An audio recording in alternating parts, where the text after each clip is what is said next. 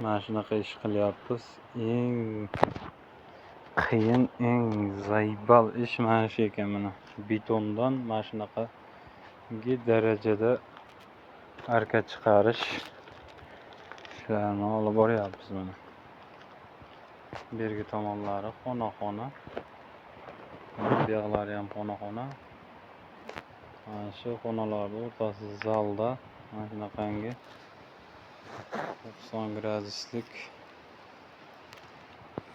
kurulamiz bor. Mana shuni shu holatda turyapmiz. Hozir ham ishlayapmiz. Mana endi ishdan chiqdik.